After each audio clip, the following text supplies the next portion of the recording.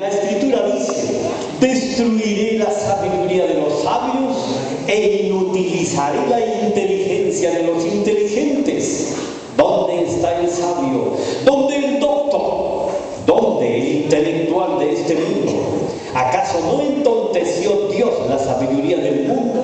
De hecho, como el mundo mediante su propia sabiduría no quiso conocer a Dios en su divina sabiduría, Dios quiso salvar a los creyentes mediante la locura de la predicación. Esto es una locura, esto es una chifladura que nos pega a nosotros, ¿cierto? Y por ahí llega la salvación. ¿Ve? Y hay que enamorarse entonces de este Dios y de esta manera de buscar a Dios, de la palabra, con humildad para llenarse de la sabiduría de Dios, que llega de muchas maneras, pero fundamentalmente a través de la oración y del estudio de su palabra, de la reflexión. Hay que masticar la palabra, rumiarla y volverla a masticar, como dice por allá Lucas 1:52 de la Virgen María, que ella meditaba todas estas cosas y las guardaba en el corazón. Yo me decía, pero ¿se quedaba con ellas guardadas ahí nomás? No, era para repasarlas, para traerlas a la memoria nuevamente y estarlas recordando y repasando. Para eso es, que se repasa, que se guarda en el corazón. También encontramos esto en Mateo capítulo 16, versículos 15 al 17. Mateo capítulo 16, versículos 15 al 17. Y segunda de Corintios capítulo 3, versículos 1 al 3. Segunda carta a los Corintios capítulo 3, versículos 1 al 3. Oído lo que dice. Comenzamos de nuevo a recomendarnos, o es que como algunos necesitamos presentaros carta de recomendación o pedirosla. Vosotros sois, qué belleza, ¿verdad lo que dice el apóstol?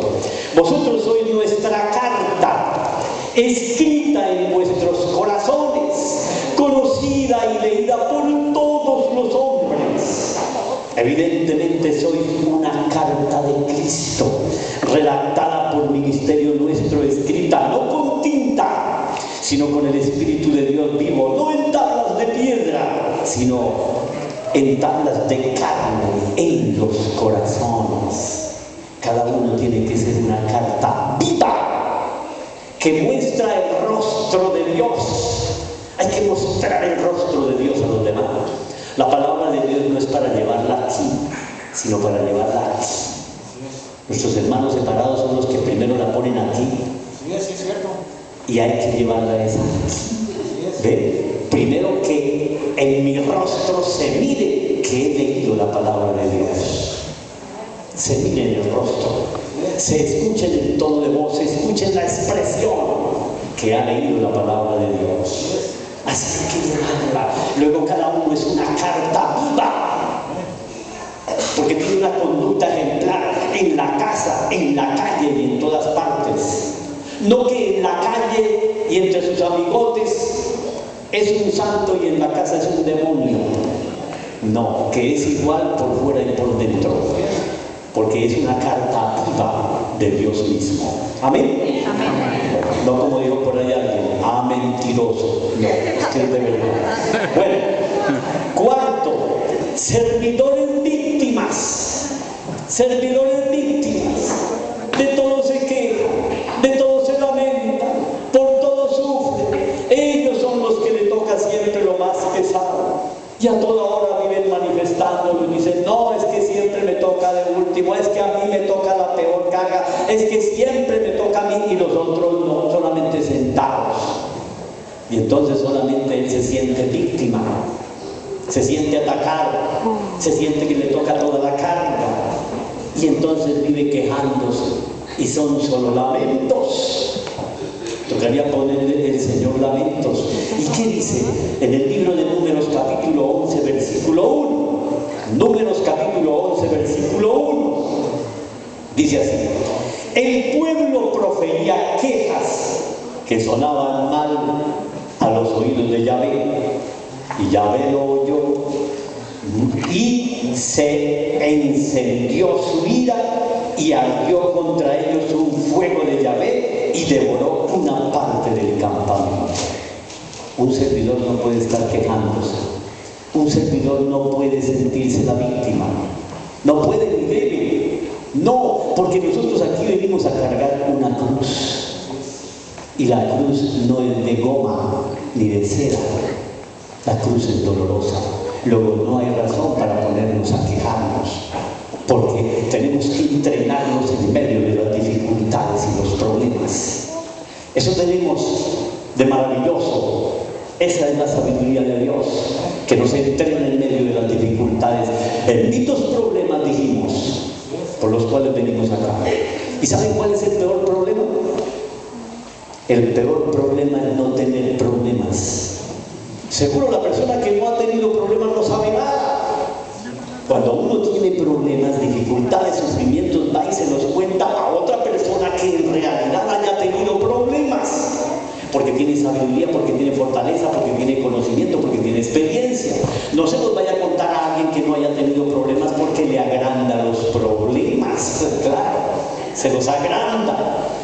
Por eso hay que buscar a los que conocen la experiencia, nuestros ancianos, con ese pelo blanco, eso quiere decir sabiduría, o con el que ya no tiene porque se los va a acabar. Bueno, eso es sabiduría, sí, a eso hay que valorarlo.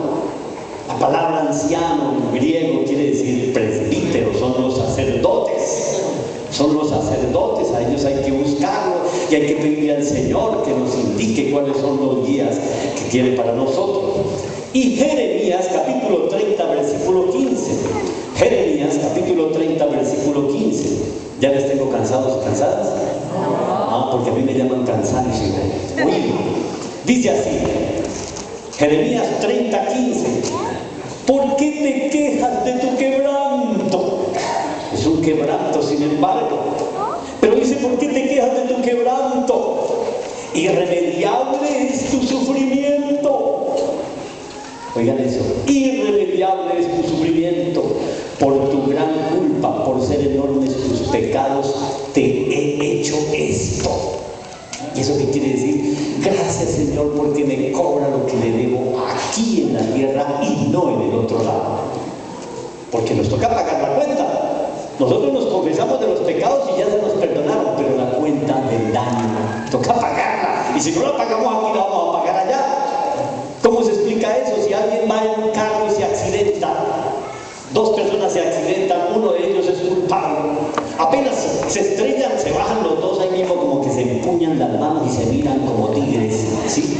A ver qué pasa.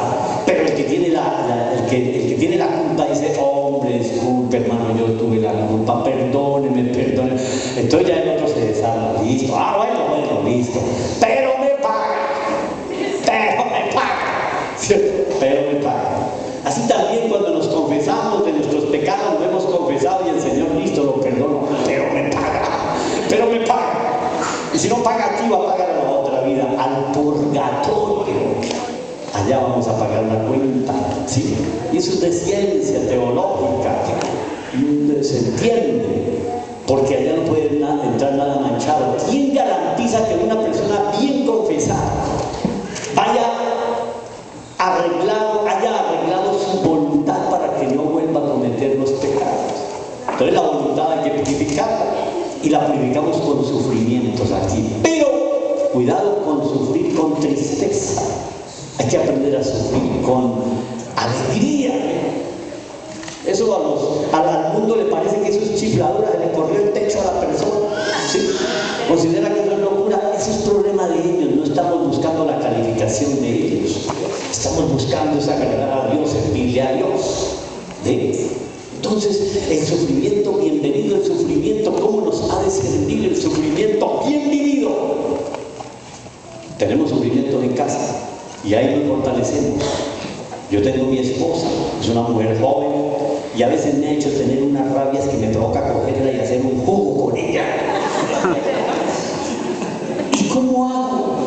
¿Cómo hago en este momento que tengo problemas con ella?